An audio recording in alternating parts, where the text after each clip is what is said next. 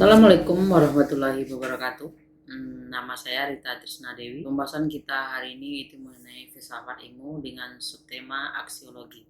Dalam kajian aksiologi, ilmu membicarakan untuk apa dan untuk siapa. Pengertian aksiologi. Secara formal, aksiologi baru muncul pada abad pertengahan 19. Menurut bahasa Yunani, aksiologi berasal dari perkataan aksios yang berarti nilai dan logos berarti teori. Jadi, aksiologi adalah teori tentang nilai. Aksiologi adalah teori nilai yang berkaitan dengan kegunaan dari pengetahuan yang diperoleh. Menurut Salam, aksiologi adalah teori tentang nilai. Sedangkan menurut Surya Sumantri, aksiologi diartikan sebagai teori nilai yang berkaitan dengan kegunaan dari pengetahuan yang diperoleh. Sedangkan menurut Bramel, aksiologi terbagi dari 3 bagian, yaitu moral conduct, yaitu tindakan moral, dan bidang ini melahirkan disiplin khusus yaitu tentang etika. Aesthetic expression, yaitu ekspresi keindahan, yang akan melahirkan tentang keindahan. Social political life, yaitu kehidupan sosial politik yang melahirkan filsafat sosial politik. Dari definisi aksiologi di atas, terlihat dengan jelas bahwa permasalahan utama adalah mengenai nilai. Nilai yang dimaksud adalah sesuatu yang dimiliki manusia untuk melakukan berbagai pertimbangan tentang apa yang dinilai. Teori tentang nilai yang dalam filsafat mengacu pada permasalahan etika dan estetika.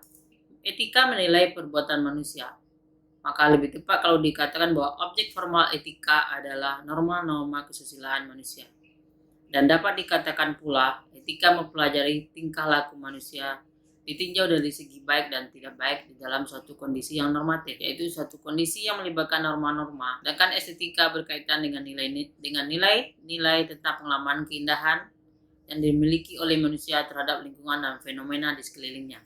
Arti etika yaitu kumpulan pengetahuan mengenai penilaian terhadap perbuatan-perbuatan manusia, suatu predikat yang digunakan untuk membedakan hal-hal, perbuatan-perbuatan, atau manusia yang lainnya. Objek etika menurut Baktir adalah norma-norma kesusilaan manusia ditinjau dari segi baik dan tidak baik dari suatu kondisi yang normatif, yaitu kondisi-kondisi yang melibatkan norma-norma.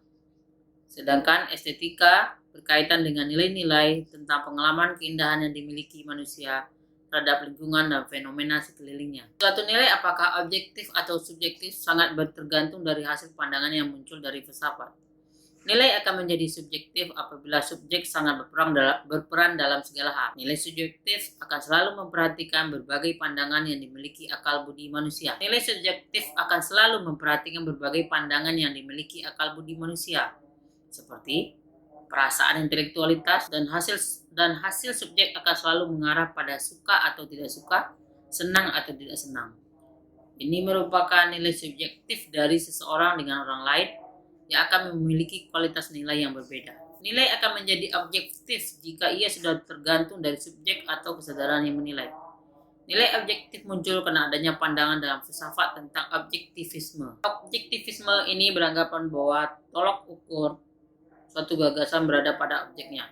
Sesuatu yang memiliki kadar secara realita benar-benar ada. Misalnya, kebenaran tidak tergantung pada pendapat individu, melainkan pada objektivitas fakta. Kebenaran tidak diperkuat atau diperlemah oleh prosedur-prosedur, demikian juga dengan nilai. Orang yang berselera rendah tidak akan mengurangi keindahan suatu karya seni. Etika keilmuan merupakan etika normatif yang merumuskan prinsip-prinsip etis yang dapat dipertanggungjawabkan secara rasional dan dapat diterapkan dalam ilmu pengetahuan.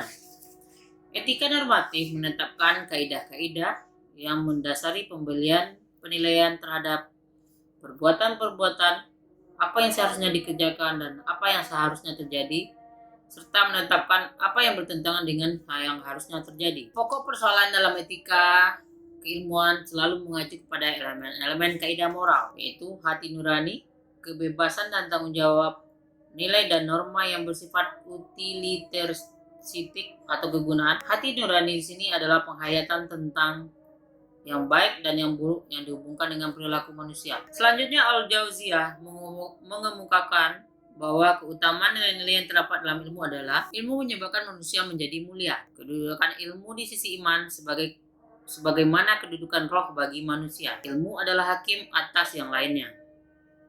4. Ilmu adalah iman atau komandan bagi amal perbuatan. Ilmu dengan agama dapat berdiri tegak.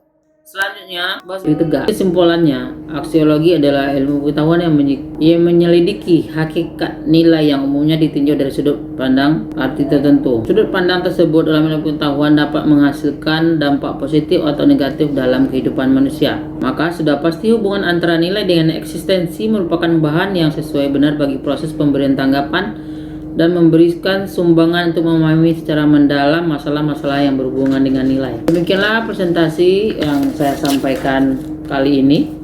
Terlebih kata, mohon maaf.